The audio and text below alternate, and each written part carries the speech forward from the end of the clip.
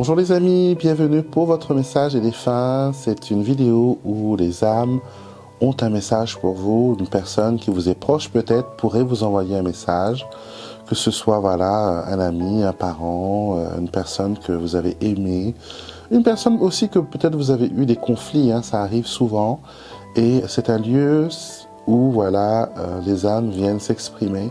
Je n'invoque personne, d'accord, ils viennent de leur bon gré, d'accord. S'il y a un message pour vous qui vous est destiné, vous allez le recevoir, vous allez le sentir dans votre cœur, vous allez être ému, vous allez pleurer, vous allez sentir l'émotion monter. Ça, c'est le signe que c'est bien votre défunt et c'est bien votre message. D'accord? On commence tout de suite. J'utilise mon oracle, message d'amour des défunts, pour avoir ce message précieux. Et nous allons voir tout de suite quel message ils ont pour vous. Quel message ils ont pour vous aujourd'hui. Et c'est très bien. Cette carte vous dit plutôt, tu peux m'écrire. On peut toujours se parler, tu sais. Si pour toi formuler des mots et le dire à haute voix te semble difficile, alors tu peux toujours me les écrire et je me ferai une joie de les lire. Écris-moi et je te répondrai. Oui, on peut écrire à son ange, on peut écrire à une âme d'une personne décédée, on peut communiquer, on peut les écrire. Si parler par exemple est compliqué et difficile, on peut tenir un journal, il y a plein de personnes qui font ça. C'est comme si vous envoyiez un mail ou un courrier à cette personne, d'accord? Et elle vous répond par des signes, par des symboles, par exemple une plume que vous trouvez sur votre chemin, qui est le signe de la présence de votre défunt, de votre ange protecteur. C'est un signe de protection, c'est un signe du ciel aussi, parce que les plumes tombent du ciel. Donc c'est vraiment pour capter votre attention, pour dire « Coucou, je suis là ». Et souvent les plumes peuvent dire aussi « J'ai bien reçu ta lettre », parce qu'on utilisait des plumes pour écrire avant. Donc, écrivez à vos défunts.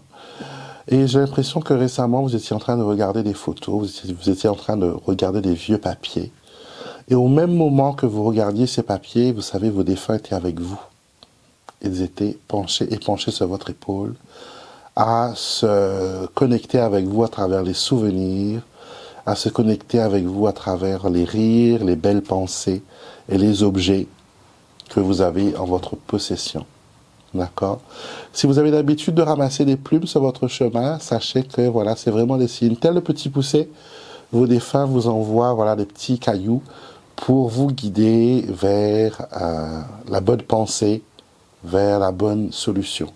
D'accord. Donc les signes sont divers, elles peuvent venir en termes d'oiseaux, par exemple, de coccinelle ou de pétales de rose. Chaque personne est différente. Chaque personne a une façon de communiquer qui est différente. Dans la vie de tous les jours, vous avez des personnes qui sont très parlantes, qui sont très éloquentes, qui ont l'éloquence facile. Et vous avez d'autres personnes plus réservées, qui ont plus de difficultés à trouver des mots, qui ont plus une conversation gestuelle, comme les Italiens, par exemple, qui parlent beaucoup avec leurs mains. Donc, il y a ce côté-là. Aussi qu'il faut considérer, peut-être que si vous n'avez pas de message comme tout le monde, c'est que peut-être votre défunt n'est pas comme tout le monde. Il a peut-être une façon bien à lui de communiquer et c'est à vous de vous familiariser avec la façon dont il communique. Et si vous le connaissez, ce défunt, de son vivant, vous pourrez facilement savoir est-ce que c'est une personne qui va communiquer. Comme moi, par exemple, mon grand-père, c'était un homme qui était assez silencieux, assez secret. Il n'utilisait jamais trop de mots. Ce n'est pas le grand-père qui enlace les petits-enfants. On sait qu'il nous aime par son regard tendre. On sait qu'il nous aime par son gestuel, par la façon de se comporter. On sait aussi quand il est en colère. Donc quand il m'envoie des messages, il ne veut pas m'envoyer des messages éloquents, avec plein de mots. Je vais retrouver des signes qui lui est propre. D'accord, il avait un certain handicap, donc je sais que quand je vois ce schéma, c'est lui qui essaie de communiquer avec moi. Quand je vois certains objets, qui n'est pas commun, parce que mon grand-père était quelqu'un de très simple, et qui aimait voilà les choses authentiques, qui aimait les choses originaux, on va dire. Donc il n'avait pas de choses modernes dans sa maison. Et du coup, il communique avec moi comme cela.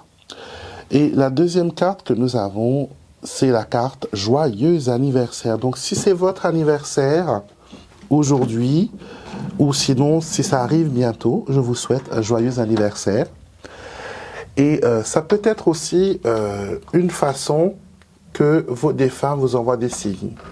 Peut-être qu'ils vous envoient des signes seulement une fois l'année. Et non pas, voilà, tout le temps.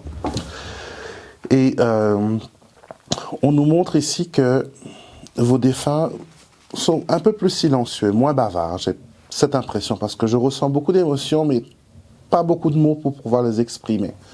Donc peut-être que vos défunts étaient des personnes discrètes, des personnes qui, voilà, qui avaient beaucoup plus de facilité à écrire ou à passer par un intermédiaire pour faire passer un message, qu'ils n'arrivaient pas eux-mêmes à dire les choses d'eux-mêmes.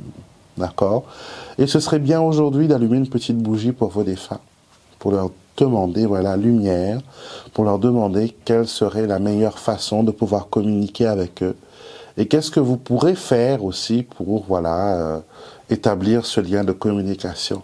Il y a quelque chose par rapport à une date importante qui arrive. Donc peut-être que ce défunt dont je parle, il y a soit son jour de naissance ou son jour de décès qui arrive bientôt, ou sinon vous êtes né à la période où cette personne est décédée, où votre anniversaire était pas loin.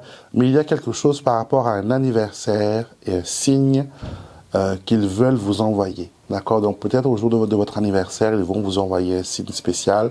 Donc gardez les yeux ouverts. Donc voilà mes amis, je vous souhaite une belle journée. J'espère que le message résonne avec vous. Si ce n'est pas le cas, d'accord, c'est que le message n'est pas pour vous et que c'est pour quelqu'un d'autre. Donc prenez ce qui résonne avec vous toujours. Hein. Et moi, je vous retrouve bien sûr tout au long de la semaine pour nos diverses vidéos. J'ai des enfants qui se sont réveillés, donc je vais terminer cette vidéo maintenant. Je vous fais plein de bisous et je vous dis à très vite pour une prochaine vidéo.